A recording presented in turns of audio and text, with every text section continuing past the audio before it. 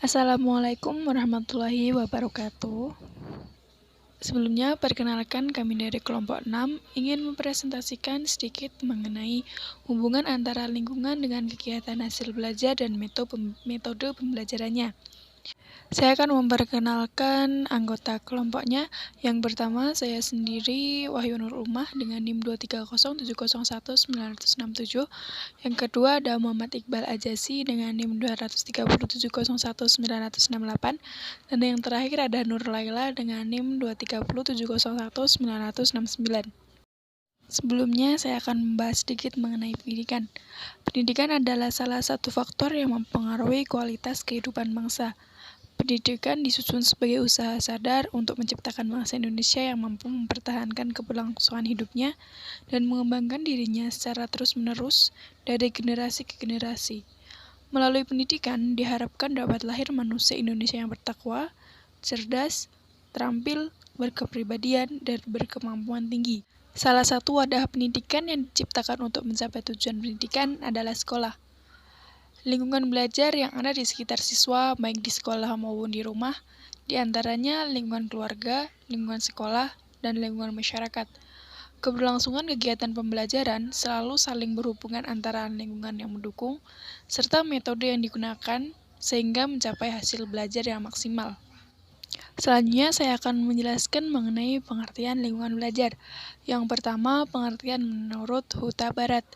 Lingkungan belajar ialah segala sesuatu yang terdapat di tempat belajar. Lalu, menurut ahli yang kedua dari Nasution, lingkungan belajar yaitu lingkungan alami dan lingkungan sosial. Lingkungan alami seperti keadaan suhu, kelembapan udara. Sedangkan lingkungan sosial dapat berwujud manusia dan representatifnya maupun berwujud hal-hal yang lain. Menurut ahli yang ketiga yaitu Muhammad Saroni, lingkungan belajar adalah segala sesuatu yang berhubungan dengan tempat proses pembelajaran dilaksanakan. Lalu menurut Imade Alit Mariana, lingkungan belajar adalah segala sesuatu yang dapat merefleksikan ekspektasi yang tinggi untuk kesuksesan seluruh peserta didik. Dari keempat tokoh yang sudah disebutkan, dapat kita simpulkan bahwa lingkungan belajar adalah segala sesuatu yang ada di alam sekitar kita yang mempengaruhi proses dan hasil belajar siswa, baik lingkungan keluarga, lingkungan sekolah, dan lingkungan masyarakat. Lingkungan belajar tersebut harus diperhatikan oleh semua pihak agar prestasi belajar dapat tercapai dengan baik. Untuk materi yang selanjutnya akan dijelaskan oleh rekan saya, Muhammad Iqbal Ajasi. Kepadanya saya persilahkan. Di sini saya akan melanjutkan penjelasan materi dari Mbak Wahyu. Materi yang kedua yaitu tentang pengaruh lingkungan terhadap kegiatan pembelajaran. Nah, pengaruh di sini, pengaruh lingkungannya terdapat ada 3 macam. Yang pertama yaitu lingkungan keluarga. Nah, lingkungan keluarga merupakan lingkungan pertama yang dikenal anak sehingga sangat berpengaruh terhadap perkembangan anak. Nah, pengawasan dari orang tua juga sangat penting bagi perkembangan anak. Nah, pengaruh lingkungan yang kedua yaitu lingkungan sekolah.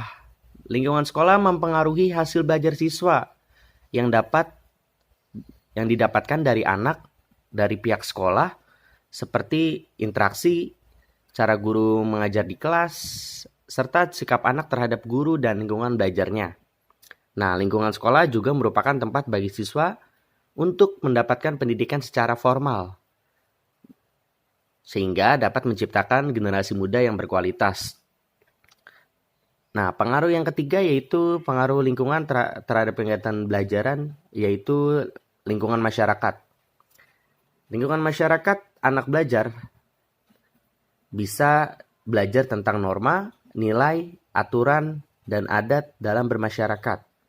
Norma-norma tersebut berpengaruh dalam pembentukan pribadi anak, sehingga dia dalam bertindak maupun bersikap itu bisa dipikir terlebih dahulu. Oleh karena itu, lingkungan masyarakat mempunyai pengaruh besar terhadap keberhasilan anak dalam belajar. Nah, ini adalah contoh kasus pengaruh lingkungan terhadap kegiatan pembelajaran. Contohnya, lingkungan belajar, jika suatu lingkungan belajar yang kurang kondusif, adanya beberapa siswa yang bermasalah dalam keluarga, itu contohnya, dan juga mereka kurang mendapatkan perhatian dari orang tua yang sibuk bekerja sehingga tidak baik terhadap prestasi belajar siswa di sekolah.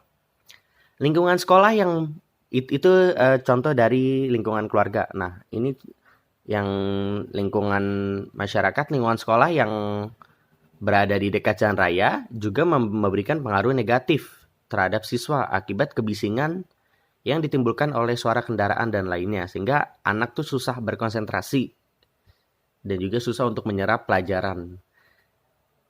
Nah, semua ini bisa menyebabkan penurunan prestasi belajar siswa. Itu adalah salah satu contoh pengaruh lingkungan, karena lingkungan itu sangat berpengaruh terhadap kegiatan pembelajaran siswa.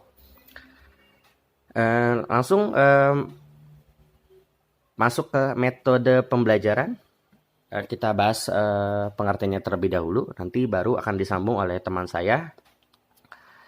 Pengertian metode pembelajaran. Nah, metode itu sendiri tuh dapat diartikan sebagai salah satu cara yang ditempuh seorang guru untuk mencapai tujuan pembelajaran dan dapat diartikan sebagai cara menyajikan materi kepada siswa untuk mencapai tujuan pembelajaran. Nah, karena kita bahas metode pembelajaran, yaitu cara guru untuk memberikan dan menyampaikan materinya kepada siswa sehingga bisa mencapai tujuan pembelajaran.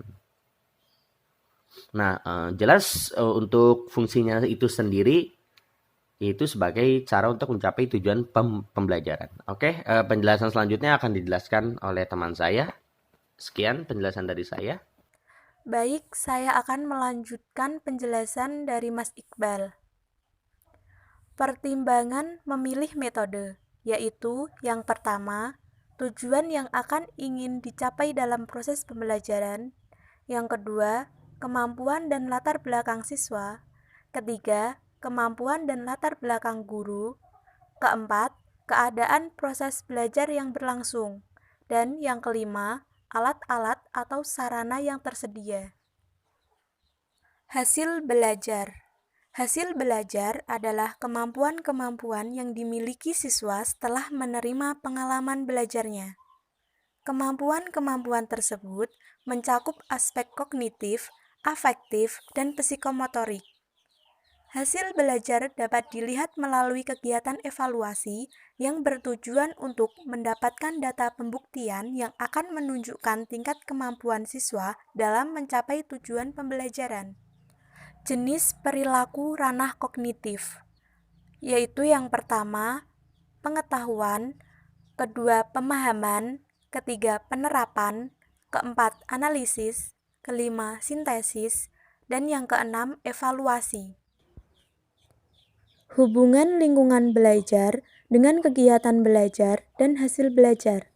Lingkungan belajar siswa mempunyai peranan penting dalam proses belajar mengajar, di mana kondisi lingkungan belajar yang baik akan menumbuhkan semangat siswa untuk mencapai hasil belajar yang lebih baik.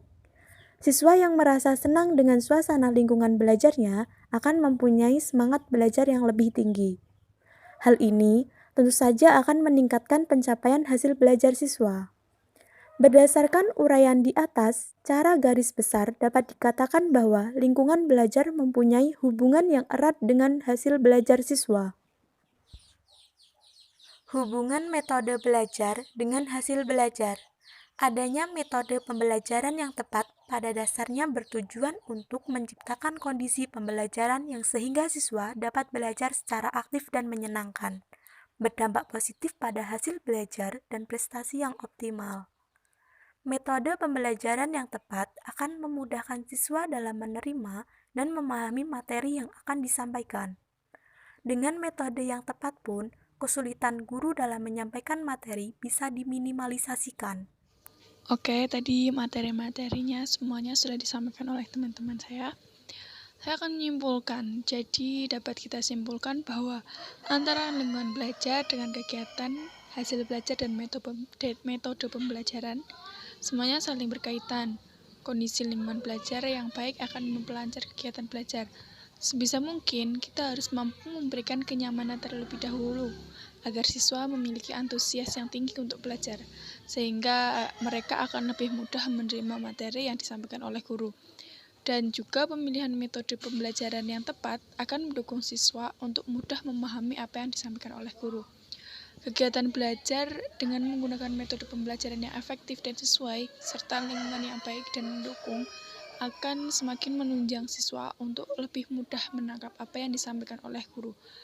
Dengan itu akan menghasilkan menyampaikan hasil belajar yang baik dan maksimal tentunya. Oke, sekian presentasi dari kelompok kami. Saya ucapkan terima kasih kepada teman-teman yang sudah memperhatikan materi dari kami. Saya mewakili teman-teman yang menyampaikan materi pada hari ini mengucapkan minta maaf. Sekian dari kami. Billahi taufiq wal hidayah. Wassalamualaikum warahmatullahi wabarakatuh.